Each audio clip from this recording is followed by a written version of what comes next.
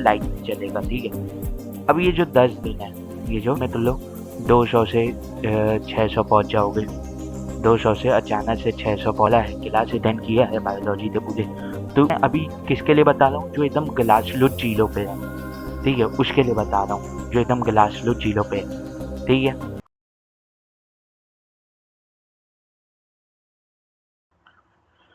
जय श्री राम, हर हर महादेव, जय खाटू श्याम।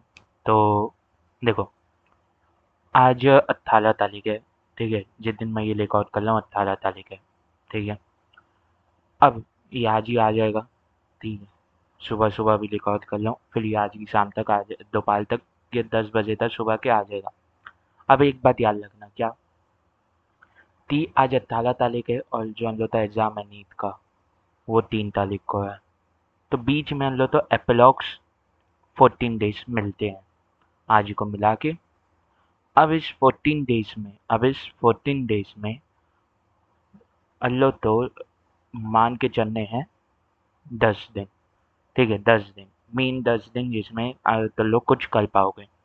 आखिर के 4 दिन, बस आखिर के 4 दिन में जो सेकंड मई वाली तारीख है वो थोड़ी हल्की जाएगी, वो हल्की ही लेनी चाहिए। सेकंड में जो लेना चाहिए वो हल्का लेना चाहिए, तब जाते 3rd मई को नीट का एग्जाम एकदम फ्री माइंड से दे पाओगे, ठीक है। तो यहाँ पे 4 दिन तो मैं छोड़ दे रहा हूँ, यहाँ पे मैं ये 4 दिन तो छोड़ दे रहा हूँ, क्यों? क्योंकि ये 4 दिन में से 3 दिन फुल रिवीजन चलेगा, जो ये 10 दिन तो लोग करोगे उसका, और साल भर की हो। और यहाँ पे बचेगा 1 दिन, जो सेकंड में रहेगा, जिसमें थोड़ा सा लाइट चलेगा, ठीक है। अब ये जो 10 दिन है, ये जो 10 दिन है, इसमें बहुत ज़्यादा मेहनत चाहिए होगी, इसमें बहुत ज़्यादा मेहनत चाहिए। ये जो 10 दिन है, ये बहुत ज़्यादा क्रूशियल हो जाएंगे। अब एक हार्श रियलिटी बताऊं, क्या है हार्श रियलिटी, कि अगर तुम लोगों ने ये 10 दिन बर्बाद कर लिए, ये 10 दिन में से एक भी घंटा बर्बाद किया, तो मतलब कि अब ऐसा नहीं है कि इस 10 दिन में तुम लोग 200 से 600 पहुंच जाओगे, 200 से अचानक से 600 पहुंच जाओगे, ऐसा नहीं है। ये बड़ा मुश्किल है, 200 से सीधा 600 पहुंचना बड़ा मुश्किल है।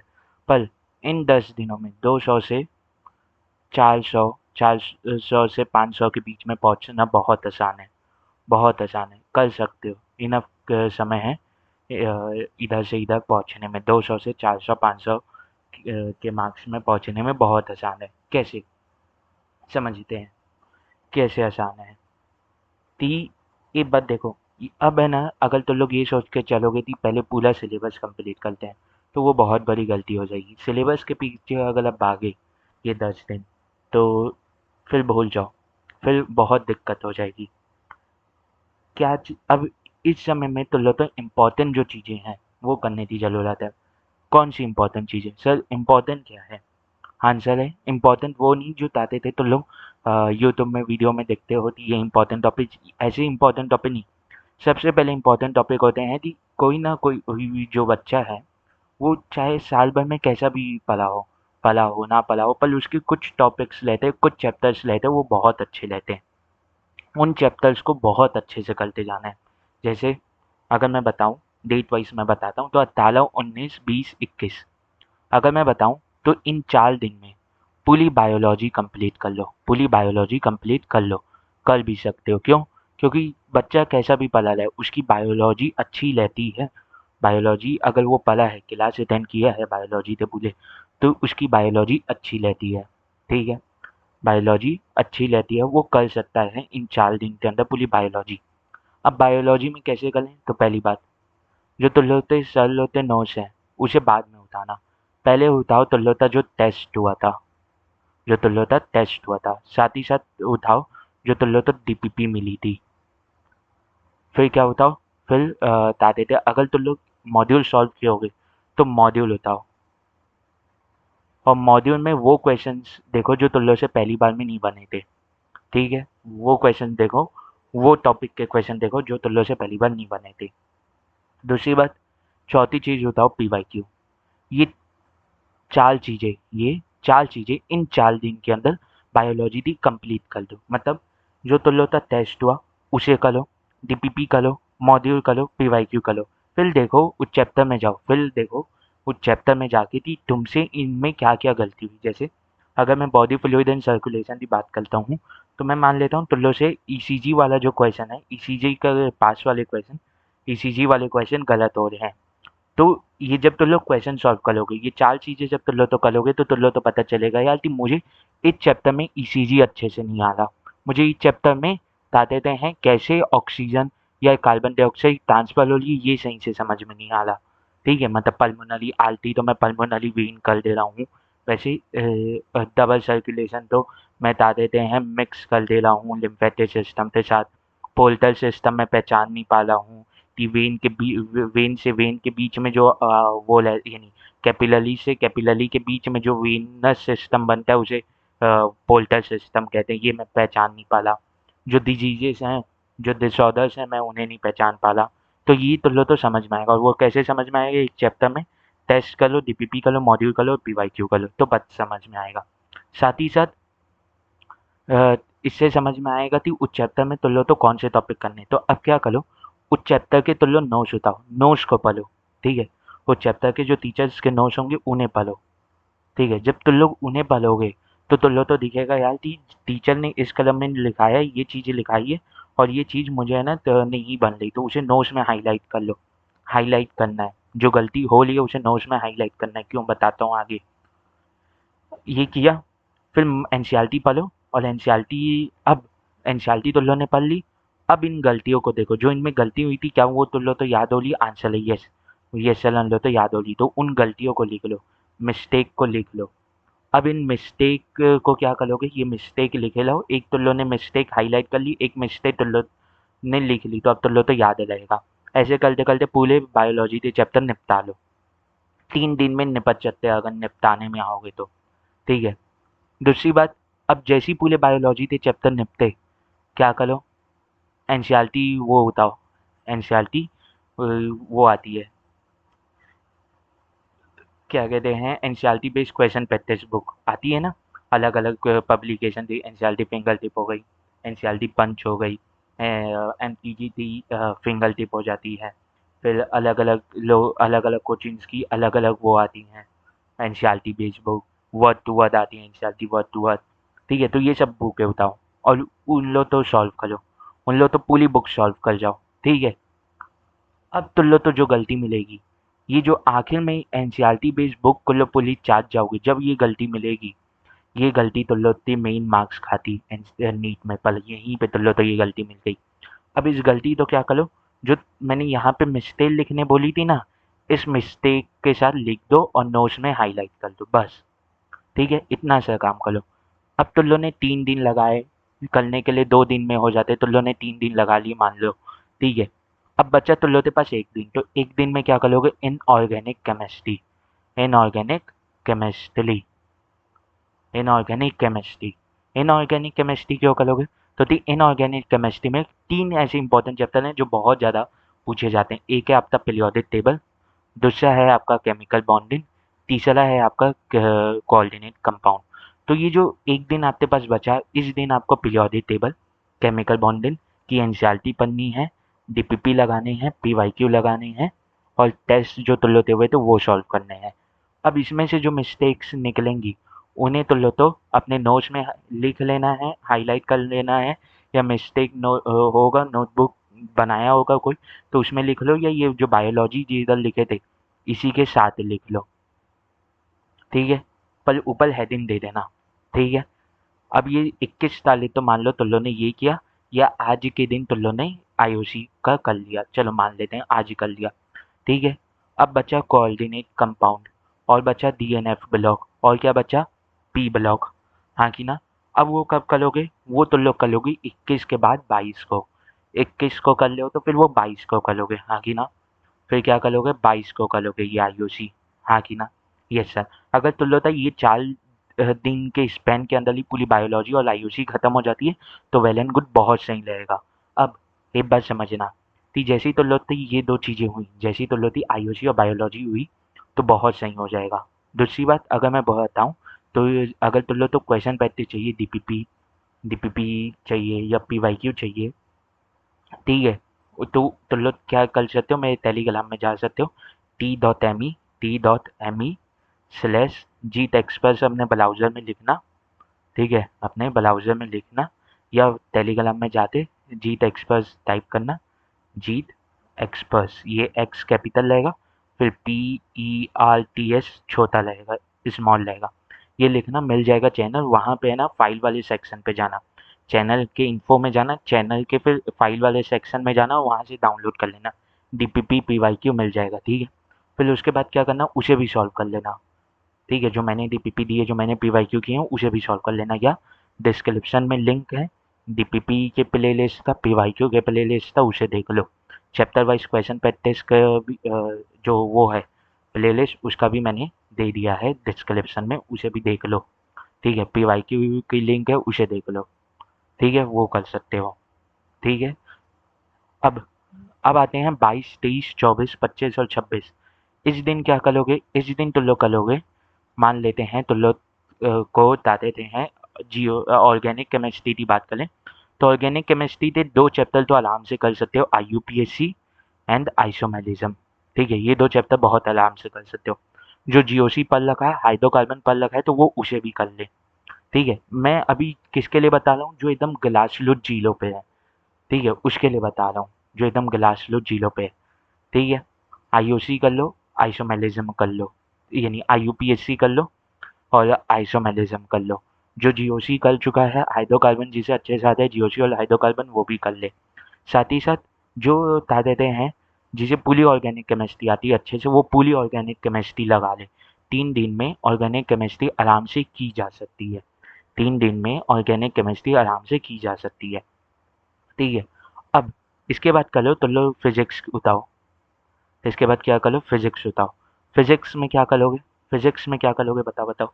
फिजिक्स में करोगे तो लो पहले मॉडर्न, मॉडर्न यूनिट, जो यानी जिसमें आपका डुअल नेचर ऑफ पार्टिकल आ रहा है, एटम आ रहा है, न्यूक्लियस आ रहा है, सेमीकंडक्टर वाला जो टॉपिक है, पूरे को कवर करते हैं। फिर इसके बाद तुम लोग कौन सा करोगे, फिर इसके बाद करोगे तुम लोग काइनेमेटिक्स, ठीक है?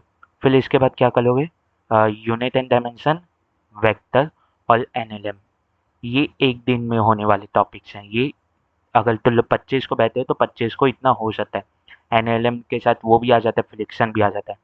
फिर 26 को क्या कर सकते हो, मैं बता रहा हूँ, देखो जो एकदम ग्लास लो जिले पे वो इतना तो कर ही जाए, ठीक है? WPU उठा लो, ग्रेविटेशन उठा लो, वर्क पावर एंड एनर्जी उठा लो, WPE, ठीक है?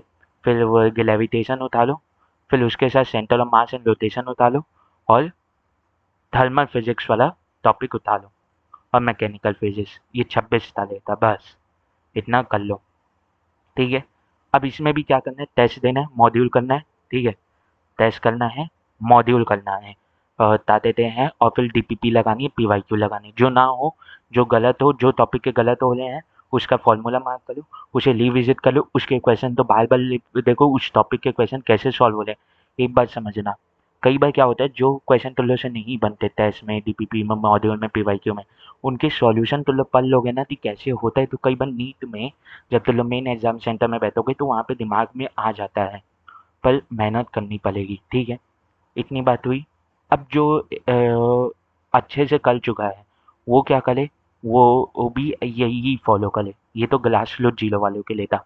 अब जो एकदम अच्छे से कर चुका है, वो ये सब कर सकता है, ठीक है? अब आते हैं 27, 28, 29 और 30, ये जो मेन है, ये मेन पड़ेगा। इसमें सबसे पहले फिजिक्स उठाना, फिजिक्स के जो बचे हुए चैप्टर्स हैं वो पूरे करना। जैसे आपका साउंड वाला बच गया, इलेक्ट्रोस्टैटिक्स वाला बच गया, करंट बच गया, करंट के साथ कैपेसिटर भी आ जाता है। फिर उसके साथ कौन बचा, फिर उसके बाद तुल्योता बचा मैग्नेटिक इफेक्ट ऑफ करंट, फिर मैग्नेटिज्म एंड मेटल इसी के साथ ले लो, ऑल्टरनेटिंग करंट, EMI और EM वेव, हाँ कि ना, EM, EMI और EM वेव, ठीक है? ठीक है, ये 2 दिन के टॉपिक हैं, ये 2 दिन के टॉपिक है, इनके टेस्ट कर लो, PYQ कर लो, मॉड्यूल कर लो। एक बार अगर फॉर्मूले पता है कैसे अप्लाई करना है, तो ये एक सेलर में होते जाएंगे, ठीक है? अब जो सा चैप्टर बचा फिजिक्स का, वो भी इसी में ले लेना, इसी में ले लेना, पीछे ले लेना। अब बचेगा क्या, 29 और 30, 29 और 30 को करनी है फिजिकल केमिस्ट्री, 29 और 30 को क्या करनी है, फिजिकल केमिस्ट्री। जो एकदम जीरो पे है वो क्या करें, एटलीस्ट 11th में 12th में या तो लॉग लिए होगे तब पढ़े ही होगे, मोल्स पढ़े होगे, एटम पढ़े होगे, केमिकल इक्विलिब्रियम पढ़े होगे, तो ये तो एटलीस्ट कर ही लेना। और केमिकल काइनेटिक्स ये तो एटलीस्ट कर ही लेना। ठीक है। अब जिसे फिजिकल केमिस्ट्री अच्छे से आती है वो क्या करे, वो वो सभी चैप्टर कर ले, थर्मोडायनेमिक्स कर ले, आयनिक इक्विलिब्रियम कर ले, वो भी कर ले क्या, आयनिक इक्विलिब्रियम कर ले, इलेक्ट्रोकेमिस्ट्री कर ले। ठीक है, ये सब पूरी चीज़ें कर ले वो, जिसे अच्छे से आती है। ठीक है, समझ में इतनी बात, वो पूरी चीज़ें कर सकता है। अब बचा तुल्यो के पास क्या, फर्स्ट में। फर्स्ट में को क्या करना है, जो तुल्यो फर्स्ट में तो और कुछ नहीं करना है। जो यहाँ पे तुल्यो ने चीज़ें की, ये जो मैंने तुल्यो तो 3 ग्रुप दिए दिन के, हाँ कि ना, दिन के मैंने तुल्यो तो 3 ग्रुप बना के दिए थी। पहला ग्रुप ये ग्रुप था, हाँ कि ना, पहला ये ग्रुप, दूसरा ये ग्रुप और तीसरा ये ग्रुप, हाँ कि ना, यस सर। तो ये जो 3 ग्रुप मिला के दी, इसमें जो मिस्टेक बनी, तो ये जो मिस्टेक नोटबुक है, ये जो मिस्टेक नोटबुक है, ये तुल्यो तो रिवाइज करनी है। इसमें जो क्वेश्चन गलत हुए थे, जो तुल्यो ने लिख के रखे, उन्हें रिविजिट करना है। उन क्वेश्चन तो ही सिर्फ करना है, उस इस दिन आपको सिर्फ मिस्टेक बुक के ऊपर ही नोटिस डालना है। फर्स्ट मई को सिर्फ मिस्टेक बुक के ऊपर ही नोटिस डालना है।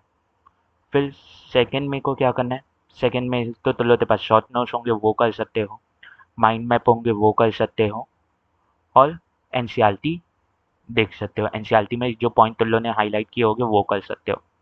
ठीक है, यस सर। दूसरी बात, जब मैंने यहाँ पे बायोलॉजी बोला तो फिर मैंने बोला एनसीईआरटी पढ़ लेना।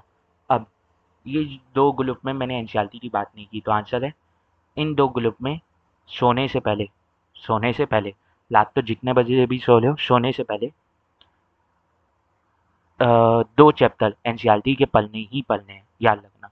2 चैप्टर एनसीईआरटी के पढ़ने हैं इस ग्रुप में, और इस ग्रुप में एनसीईआरटी के 3 चैप्टर पढ़ने हैं। ठीक है, लोज। ठीक है, जो चैप्टर तुम लोग तो मुश्किल लग रहे हो उनकी एनसीईआरटी पढ़ना। ठीक है, और जो आसान लग रहे हैं, जो तुम लोग से अच्छे से हो जाते हैं, जो तुम लोग तो पता है, उनके तुम लोग पढ़ भी सकते हो, समय मिला तो नहीं भी पढ़ सकते तो ठीक। जो तुम लोग तो मुश्किल लग रहे हैं एनसीईआरटी में बायोलॉजी के चैप्टर, उनकी एनसीईआरटी पढ़ना बहुत ज़्यादा वो हो जाती है जरूरी। ठीक है, हाँ कि ना, यस सर। अब एक बात याद रखो, किसी भी चैप्टर से ज़्यादा 200 क्वेश्चन बन सकते हैं, 300 क्वेश्चन बन सकते हैं, उससे ज़्यादा 300 क्वेश्चन बन सकते हैं, मतलब टाइप ऑफ क्वेश्चन। उससे ज़्यादा क्वेश्चन किसी भी चैप्टर से नहीं बन सकते, फिजिक्स ले लो, केमिस्ट्री ले लो, बायो ले लो। अब एक बात याद रखना, मैंने तो लो तो टेस्ट, डीपीपी, मॉड्यूल और पीवाईक्यू क्यों करने को बोला। टेस्ट, डीपीपी, मॉड्यूल और पीवाईक्यू, ये 4 चीज़ों में ये करीब-करीब आपके 200 क्वेश्चन हर एक चैप्टर के कवर हो जाते हैं। मतलब तुम लोग हर एक चैप्टर के अलग-अलग 200 टाइप ऑफ क्वेश्चन कर लिए तो बहुत अच्छा स्कोर ला सकते हो, बहुत सही ला सकते हो। ठीक है? दूसरी बात आती है टेस्ट का कैसे करें। ये जितने भी दिन हैं इनमें टेस्ट कैसे करें, तो समझो।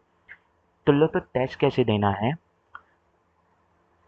AIOTS उठाओ, मतलब फुल सिलेबस टेस्ट उठाओ। ठीक है, ऑल इंडिया टेस्ट सीरीज कहीं की भी लिए होगे वो उठाओ, उसमें फुल सिलेबस टेस्ट रहेगा। रोज 2 से 5 के बीच में एक टेस्ट का पेपर उठाओ और उसे लेके बैठो, और उसमें जो क्वेश्चन सॉल्व हो रहे हैं उन्हें सॉल्व कर लो, जो नहीं हो रहे उन्हें छोड़ो, जो हो रहे हैं उन्हें सॉल्व कर लो, जो नहीं हो रहे हैं उन्हें छोड़ो। 2 बजे बैठना है, जो क्वेश्चन सॉल्व हो रहे हैं उन्हें कल 2 बजे बैठना है, मतलब दोपहर के 2 बजे बैठना है, ताकि उस दिन 3 मई के दिन के लिए आदत बने रहे। ठीक है, तो जो क्वेश्चन सॉल्व हो रहे हैं उन्हें सॉल्व कर लो, जो नहीं हो रहे हैं उन्हें छोड़ो, जो नहीं हो रहे हैं उन्हें छोड़ो। ठीक है, फिर जब तुम लोग ने पूरा एक विजिट मान लिया क्वेश्चन पेपर में, ठीक है, अब क्या करो, जो क्वेश्चन सॉल्व नहीं हुए उनके सॉल्यूशन जाके देखो, और सॉल्यूशन तो लिखो अपने हाथ से एक लफ पेपर में, और समझाओ अपने आप को कि यार इस क्वेश्चन में ये इन्फॉर्मेशन थी, ये इन्फॉर्मेशन थी। ठीक है, तो इसे ऐसे प्रोसेस करना था। अब इससे क्या होगा, जब तुम लोग रोज टेस्ट लेके बैठोगे, जो तुम लोग क्वेश्चन आता है वो करोगे, जो नहीं आता उसे छोड़ोगे, तो इससे एक आदत बनेगी कि नीट के एग्जाम में अगर तुम लोग से कोई क्वेश्चन नहीं बन रहा, तो तुम लोग के अंदर टेंडेंसी रहेगी उसे छोड़ने की, ना कि उसके ऊपर स्ट्रेस लेने की। दूसरी बात, जो क्वेश्चन तुम लोग से नहीं बन रहे, वो क्वेश्चन का तुम लोग सॉल्यूशन देख रहे हो, उसे हाथ से लिख रहे हो, उस सॉल्यूशन तो पढ़ रहे हो, और उस सॉल्यूशन तो क्या कर रहे हो, समझा लियो अपने आप तो तुम लोग तो धीरे धीरे उस तरह के क्वेश्चन तो अंदर लेने की आदत बन जाएगी, सॉल्व करने की आदत बन जाएगी। ठीक है, तो इससे तुम लोग का बहुत बड़ा फायदा होगा। ठीक है, तो यहीं पे है ना बस खत्म होता है, इतनी चीज़ें तुम लोग तो बस करनी है। ठीक है, बस। और अगर तुम लोग ये सोचोगे कि मैं ये बता दूँ कि ये चैप्टर कर लो, ये ऐसा कर लो, ये क्वेश्चन कर लो, बस इतने से ही आएगा, तो ये पॉसिबल नहीं है। कोई भी प्रेजेंट नहीं कर सकता पेपर। ठीक है, कोई नहीं प्रेजेंट कर सकता, समझे? तो तुम लोग तो बस फोकस करना है कि क्वेश्चन कर लो, क्वेश्चन करो। बायोलॉजी में क्वेश्चन कर लो, एनसीईआरटी पढ़ लो। इनऑर्गेनिक केमिस्ट्री और बायोलॉजी तो कर ही लेना। ठीक है, बहुत सही होगा। और फिजिक्स में काइनेमेटिक्स वाला यूनिट, एनएलएम और क्या देते हैं, वर्क पावर एनर्जी, बहुत आसान है। ग्रेविटेशन आसान है, यूनिट एंड डायमेंशन आसान है, मॉडर्न फिजिक्स आसान है। कर ही लो इतना तो कम से कम। अगर एकदम जीरो पे हो तब भी अच्छा स्कोर आ जाएगा। ठीक है, तो 400 से 500 के बीच का तो आ ही जाएगा तुम लोग इतने में। ठीक है, तो बस यहीं पे ख़त्म करते हैं। जयराम जी की